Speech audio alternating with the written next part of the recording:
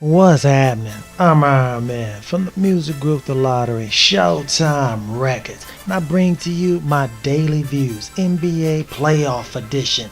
Since I am Cleveland, Houston's own, it's only right I let you fill up on that rocket fuel. H-Town, stand up. We've got the reaction to the Game 4 battle between these Houston Rockets and the Utah Jazz.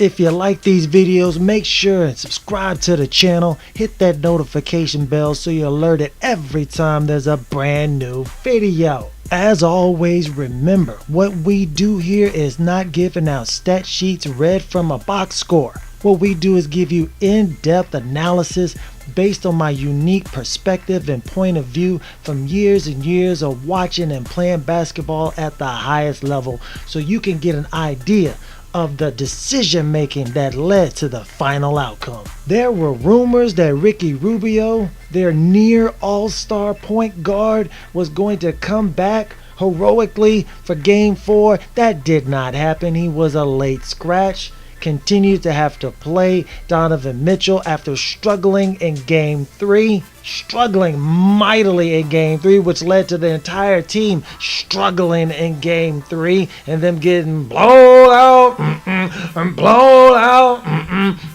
I don't know what Quinn Snyder, the head coach for the Utah Jazz, was thinking, but he needs to stop having those thoughts immediately. This guy's messing up the starting lineup. I said, bring Neto, let him start, so he can run point and let Donovan Mitchell go back to shooting guard. He said, that's not what I'm going to do. What I'm going to do is I'm going to take Derek Favors out of the game. Derek Favors been playing well. Why are you taking Derek Favors out of the game? That don't make no sense. I said, if anything, bring Dante Exum, who is a point guard, drafted very high, I believe 5th in 2014. Let him come in, start at the point. Donovan Mitchell gets moved back over to his natural position at shooting guard. Now they've got a threat out there that the Rockets have to be worried about. He said, what I'm going to do is I'm going to start Jay Crowder. What the Why are we starting Jay Crowder? Why are we It doesn't make any sense at all. Start Dante Exum. That way you have a bigger guy who can switch off with Donovan Mitchell, so that Chris Paul has a whole load of trouble, because this guy is quick, fast, tall, stronger, just more athletic than Chris Paul is at this current time. Also plays much better defense on James Harden whenever he's matched up against him. He said, we start Jay Crowder. We keeping Royce O'Neal, the rookie. We keeping him in the game. This guy's been giving, he's averaging like 3 points a game. Come on, man, that's outrageous. Do the same things that led you to be successful in game number 2. He decided not to do that. Alec Burks was a huge part of that game 2 win for them. This guy gets 9 minutes today, 2 shot attempts. Dante Exum gets 10 minutes today. Raul Neto got 18 minutes, but he didn't start like he should have. Jay Crowder was getting it done coming off the bench, providing that spark, that intense play, that veteran leadership, and they decided to go away from that and make him the starter. To do what? To stop PJ Tucker?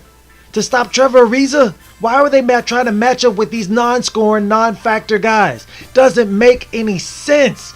Bad coaching leads to bad play on the court. Quinn Snyder, I know you're going to get some votes for Coach of the Year, but this was not your finest day. He decides to all of a sudden play Jonas Jerebko. He gets played 14 minutes. What is the mindset? What is going into this?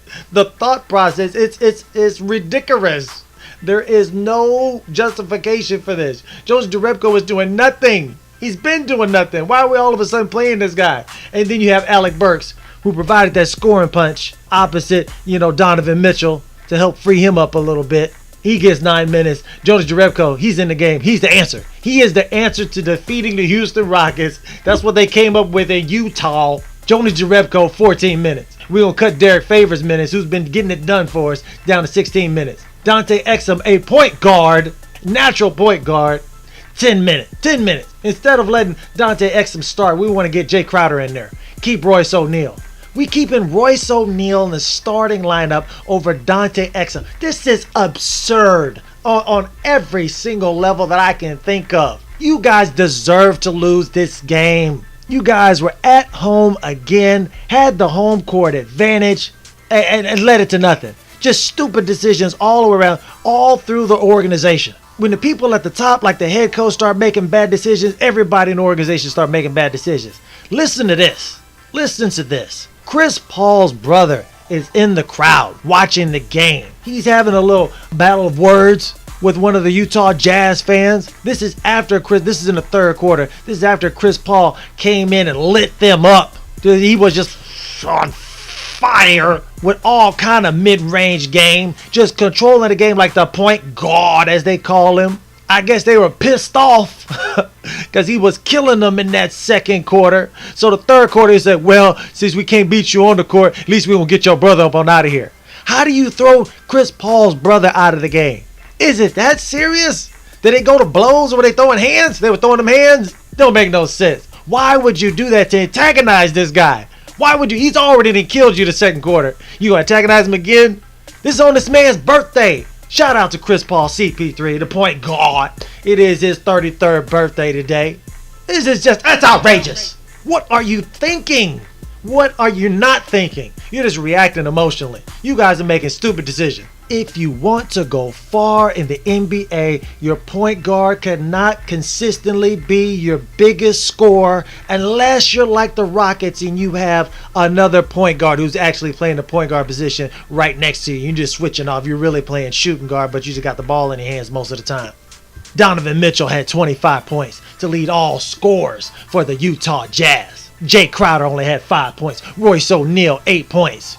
Stupid, nonsensical decisions were made by the Utah Jazz throughout the organization. They did not want to win. Donovan Mitchell had 25 points on 33% shooting. Oh my God. Oh my God. That's what happens when you're a point guard and you got to be counted on for the scoring load. I don't know, should I pass it? Should I shoot it? And then you start making all kinds of bad decisions. That's what happens. That's why this guy had 3 turnovers and only 2 assists. Put a real point guard in the game. Put David Stockton into the game.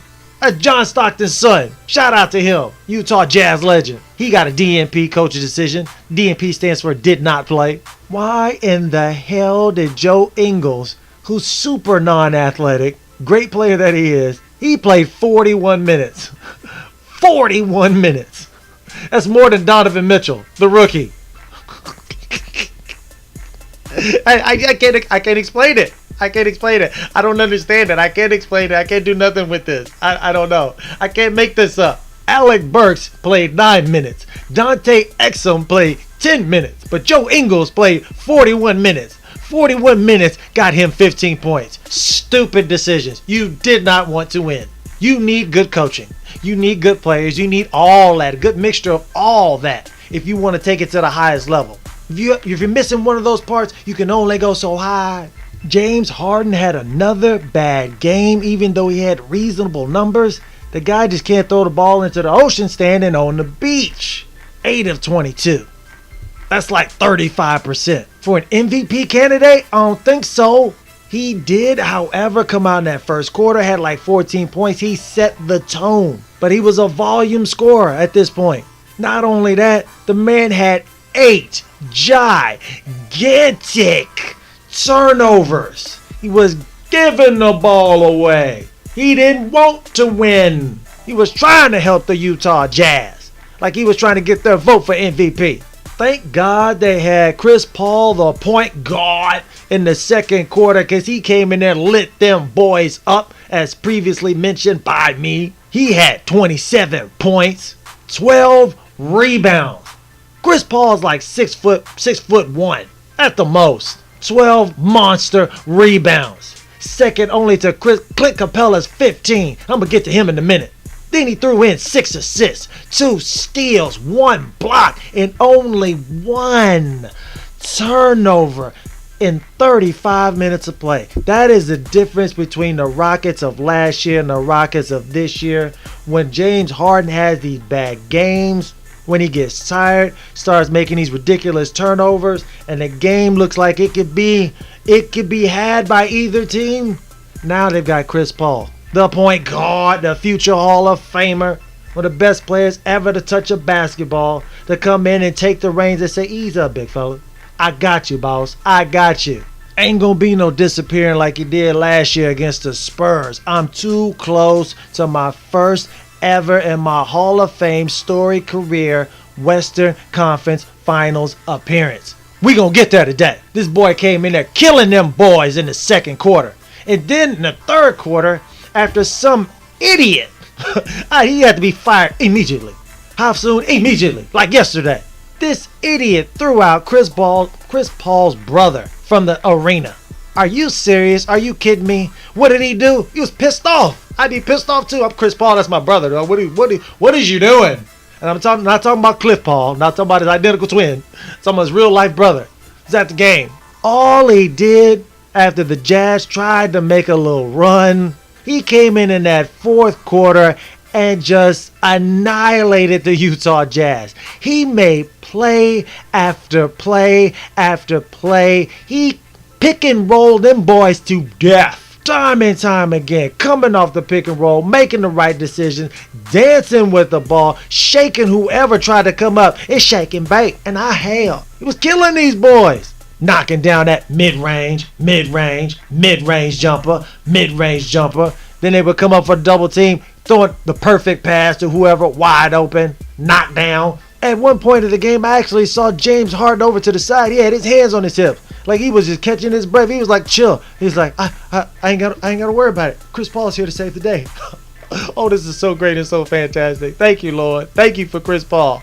Chris Paul then already killed you in the second quarter. And then in the third quarter, you want to angst this guy up and throw out his brother on Chris Paul's 33rd birthday. How stupid can you be? How classless of an organization can you be? Y'all trying to be the new New York Knicks.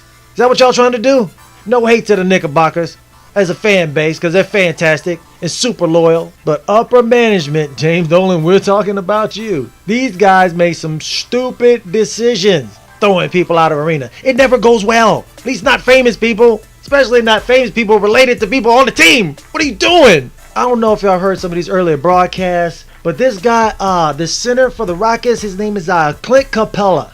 I told you this guy is about to get paid. This guy is about to get paid. He's about to get them dollars. Somebody's about to cut that check. Do you hear what I'm saying? Somebody's about to cut that check. And another display of why he's about to get paid. Like I said, in every year the league, he's been in the league, he's improved in all the major statistical categories. This guy is improving every single year. He is now an elite center in the league. This is no joke. That's not a joke. I say that with a straight face. No finger quotes. He is an elite center in the league and player on the team. He came in while Chris Paul was doing this thing. He was doing it right alongside of him on both ends of the floor. Finishing on plays, rejecting shots, intimidating folks, switching on the screen and rolls, just drying up everything. Jazz couldn't do nothing. Clint Capella played 37 huge minutes. Went 6 of 11, which is about 60%. 15 gigantic rebounds. He even had 2 assists. I think Donovan Mitchell only had like 3 assists. That's ridiculous from the center. And you got 2 ball-dominant guards on your team. You still racked up 2 assists. This boy was balling. This guy was doing his thing. He had 2 assists, 2 steals, and 6 finger-wagging blocks. He came in and shut down any thoughts of coming back. There's none of that. I guess he's had enough of Utah. We taking this back to H-Town, and we gonna finish y'all boys off right and proper. 12 points, 6 of 11 shooting, 15 monster rebounds, 2 assists, 2 steals, 6 blocks. At each point of the game, these 3 stars stepped up and did what they needed to do for Red Nation. And it's not just always about offense. That third quarter, 17 points scored by Utah. Fourth quarter, 22 points scored by Utah. You ain't winning no games like that. Red Nation, H-Town, stand up. Houston Rockets, take game 4. 100 to 87 over the Utah Jazz. And this series is over. Game over. flip, game over, flip, flip, flip. This series is over. Next game in Houston, they ain't going back to Utah. Mark my words. There you have it. Those have been my views today. If you enjoyed the video, make sure you subscribe to the channel. Hit that notification bell so you're alerted every time there's a brand new video. If you think they may enjoy the content, feel free to share this with your friends, your families, your homies, your BFFs forever, your neighbors, your co-workers, your boss, your fans, and your followers. I'm Ironman from the music group The Lottery, Showtime Records. And it's just how I see it. Be blessed and Godspeed. Feel free to give this video a big thumbs up if you enjoy it. We really and truly appreciate it. Leave all your interesting comments right down below, especially the ones where you disagree with everything that I just said. And then subscribe so you don't miss any of the newest and latest views.